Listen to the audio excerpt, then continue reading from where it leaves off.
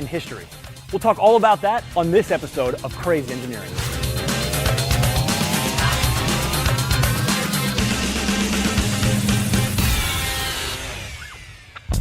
The Hubble telescope is composed of several different instruments, and outside of those is something called the primary mirror, where all the light bounces off of and goes into the instruments. That's where the flaw was. So the problem was something called a spherical aberration. What exactly does that mean? It means the primary mirror had the wrong shape. That is, it's a shallow bowl, effectively, that brings light to a focus. It's a little too shallow. It rendered the telescope fundamentally unfocusable. So it was a little bit out of tolerance on that primary mirror, and it was affecting all the instruments in the Hubble? All 5 scientific instruments on the Hubble depend on a sharp image.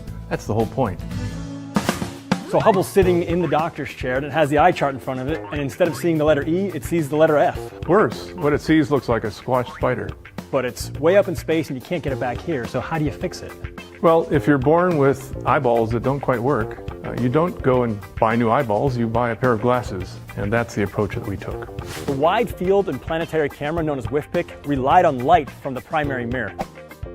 The light from that primary mirror all comes down to a focus inside our camera on a mirror that looks just like this. And this is now an opportunity for us to correct the curvature, the shape of the primary mirror right here. We simply put the same error in, reversed, and corrected. The Hubble telescope was designed from the outset to be serviced every 3 years by astronauts. Andrews, you can take it away. The camera is designed to be replaced in space. That's the one thing that was really just waiting for us to take advantage of. Looks like it's in there. Yeah, mine's beautiful. Okay. So what was the outcome? At the Space Telescope Science Institute, way down in the basement, there were a bunch of us watching. And the first image, which was of a star, looked good. So we knew right away that we had a fix. And everything that Hubble was supposed to do was now going to happen. So I think I speak for everyone when I just say thanks to you and your team for all the hard work you put in fixing Hubble, because now we have these images really forever that we can appreciate.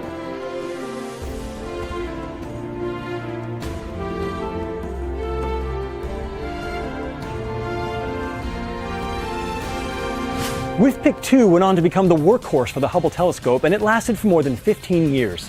Well, now you guys can check it out at the National Air and Space Museum in Washington, D.C., and we'll see all of you on another episode of Crazy Engineering.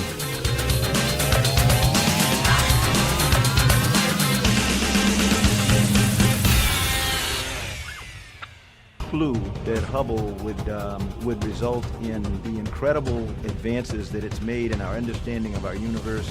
It's just the breadth of the scientific discoveries it's been able to make.